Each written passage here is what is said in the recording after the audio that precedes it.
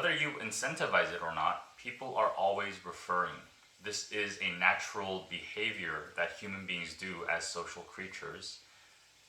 Our desire and innate motivation to share valuable things with our circle is one of the ways that we've survived throughout history. And this idea of incentivizing referrals and making it more transactional actually hurts this innate motivation that human beings have to share. And so we'll get into this a bit deeper in this video. So in his book Contagious by Jonah Berger, this is a more tactical book. He teaches you 5 different ways or 6 different ways on how you can increase the number of referrals, 6 different angles that you can approach referrals so that you can increase the number of referrals that your organization gets. And the first one is going to be social currency. So we share things that make us look good. Triggers, if it's on the top of our mind, then we're more likely to share it. Emotions, when it's something that deeply resonates with us emotionally, we're more likely to share that. Public, if it's made visible, then the chances of it being referred are increased because people are going to talk about it more. Practical value, if it's helpful for the group that we're sending that or referring it to, then that's why we're going to share it.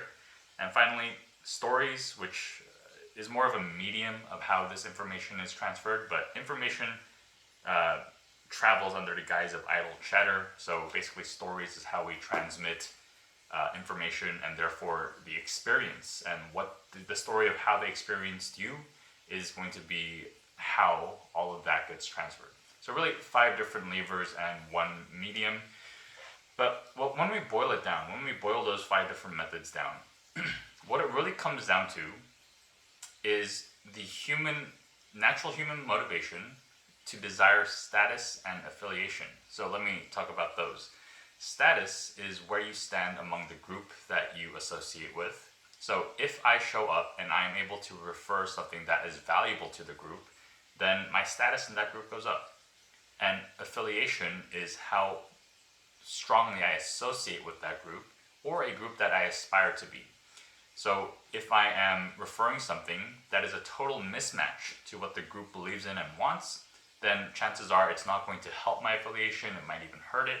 But if I'm referring or talking about something that the group believes in, then it's going to strengthen my affiliation with that group.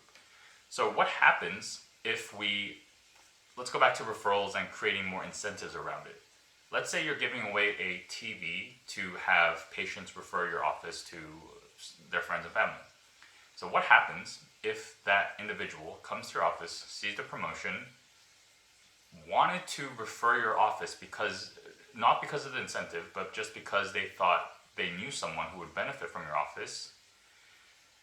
If they referred that person would have to come into your office and see that there is a TV being given away, and you have a chance to win it if you refer a friend or a family. So what is that person who was referred going to think about the referral, right? What is that person going to think about the person who referred him to that office?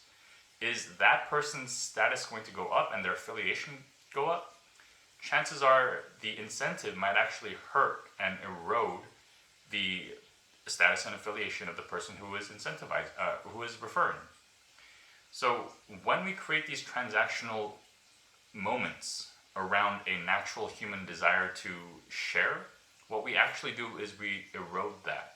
We take away the ability for these people to gain status or gain affiliation. So instead, what we have to do is we have to create the conditions where if that person refers your office to whoever, then the person is going to increase in status and strengthen in affiliation. So how can we do that? Well, it starts with actually the group that they're going to refer. It's not about this person. What we do is we focus on this person and think, how can we get this person to refer other people? How can we incentivize this person?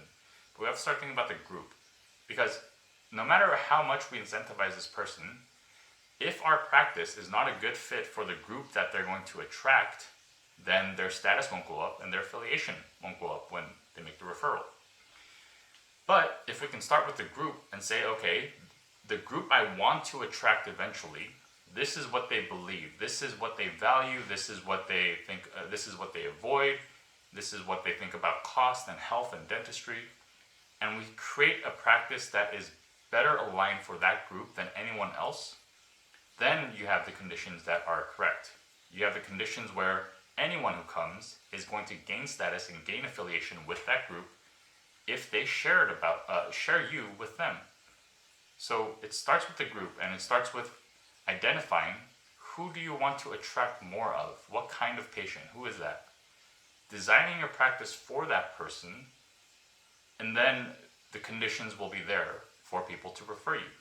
You won't need to rely on incentives, and in fact, you shouldn't leverage incentives. So all these things about referral programs and stuff, I'm very skeptical of, because referrals and how you request referrals creates a narrative. And this is a topic for a whole nother video, but the idea is that you paint a picture about your practice based on the actions that you take. And if you're out there incentivizing referrals, it's actually going to do more harm than good.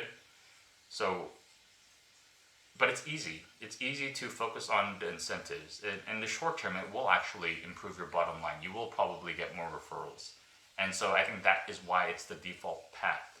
But the more challenging, ambitious, yet more sustainable, and it will get you more long-term growth, that path is harder, it's more expensive, it takes more empathy and work. So I think that's why we avoid it. But if you do want to grow with referrals, you're going to have to understand who is that group that you seek to attract, that ideal patient. What are their beliefs? Not what are their demographics, not what zip code are they in, but what do they believe? Right? Because beliefs are how we make decisions, and beliefs are what we can align with. Create a practice that is the best version for them, and word of mouth will naturally trickle down to those people. It won't trickle to anyone else. All right? So that is the long-winded path to referrals, but it's the most effective path. Right? The most effective path isn't always the shortest path. What we do is we default to the shortest path, which is to create a referral program, incentivize people, and get them to incentivize them, pay them money in a way to harm their status and harm their affiliation so that you can make a bit more money, and send them off to people who will and you're breaking trust with those people when they come in the door, because they see that they were only here because of your referral program. All right, so that's it for today's video. Hope it helped you rethink how referrals are done. Hope to help you get an idea of how the path forward should look like. Overall, hope you found it valuable, and see you guys in the next one.